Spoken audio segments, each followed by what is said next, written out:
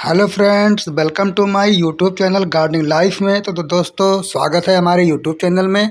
आज का जो विषय है वो है हमारा हैबिस्कस गुड़हल की रिपोर्टिंग के बारे में। आजकल मैं लगातार आपको रिपोर्टिंग के बारे में इसलिए दिखा रहा हूँ क्योंकि अभी जनवरी के एंड और फरवरी के मौसम में हमें कुछ अपने परमानेंट प्लांट की जो है कुछ रिक्वायरमेंट होती हैं, जिस तरह से पौधे की रिपोर्टिंग करना। क्योंकि बार बार पानी डालना ही सब कुछ नहीं होता, इसका कुछ गमले में रिपोर्टिंग करते हैं। अगर आप गमले में गार्डनिंग करते हैं तो साल भर में एक बार इसकी रिपोर्टिंग करना ज़रूरी होती है। रिपोर्टिंग करने का दो समय होता है दोस्तों, या तो जनवरी या फरवरी में या फिर बरसातों में। तो साथियों, अगर आप खुद से गार्डनिंग करते हैं तो इस प्रकार से रिपोर्टिंग खुद ही कर लें अथवा किसी माली भैया के मदद से करवा सकते हैं।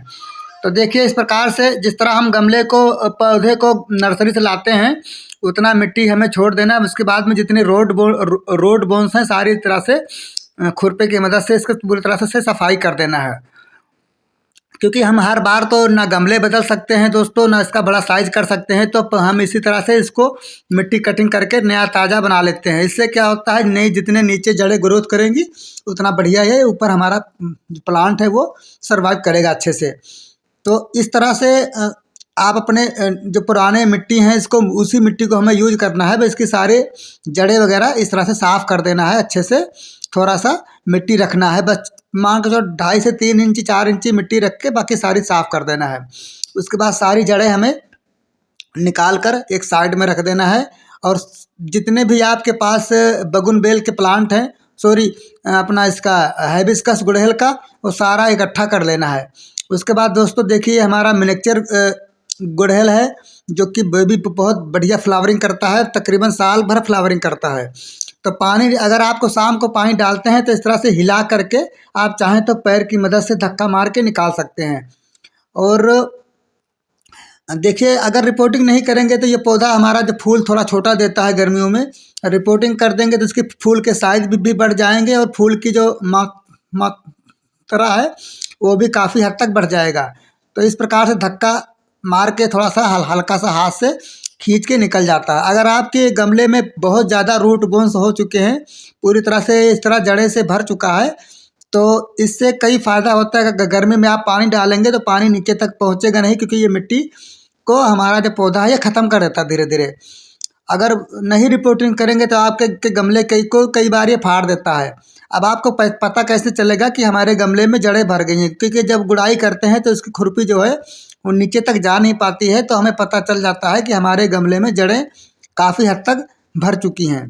तो थोड़ा सा अगर इसके अंदर समय देते हैं साल में 1-2 बार, तो पूरी तरह से आपका जो पौधा जो है बम्पर फ्लावरिंग करने वाले होते हैं। तो जितने भी परमानेंट पौधे होते हैं साथियों, उनकी साल में एक बार जनवरी या फरवरी में आप रिपोर्टिंग कर सकते हैं। जनवरी में अभी हमारे यहाँ ठंडी बहुत ज़्यादा थी तो इसलिए मैंने नहीं कर पाया, क्योंकि इसका जो मौसम का जो मेन लगाव होता है मौसम का, तो इसका अभी 40 डिग्री टेम्परेचर तक तो बढ़िया काम करता है। तो अगर आपके यहाँ 12 से 13 डिग्री टेम्परेचर है और हल्की फुल्की धूप है तो आप रिपोर्टिंग कर सकते हैं। तो दोस्तों, आशा करते हैं कि ये वीडियो आपको अच्छा लग रहा होगा। अगर आपको वीडियो हमारा अच्छा लग रहा है और हमारे वीडियो पे पहली बार आए हमारे चैनल पे, तो हमें सब्सक्राइब ज़रूर कर लें, क्योंकि इस तरह से हम आपको वीडियो अपडेट देते रहेंगे पेड़ पौधा से रिलेटेड। तो इस तरह से पूरी तरह से जाली बनी हुई इस तरह से मिट्टी को पूरी तरह हमें खाली कर लेना है। और खाली करने के बाद पूरी तरह से इस तरह से इसकी जितनी भी जंगली जड़ें हैं सारी पूरी तरह से इस तरह निकाल देना है। इससे हमारा जो पौधा है वो बिल्कुल नया हो जाता है, ताज़ा हो जाता है।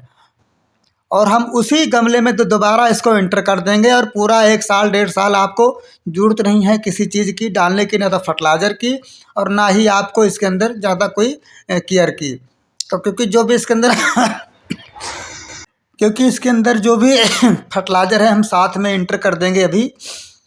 तो हाइब्रिड गुड़हल या देसी गुड़हल या जो कह लें मिनिएचर गुड़हल, जितने भी आपके पास गुड़हल के पौधे हैं सबको एक ग्रुप में रख कर के एक लाइन से सारे को खाली कर देना है। और गमला खाली करने के बाद कुछ देर इसको धूप में रख देना है।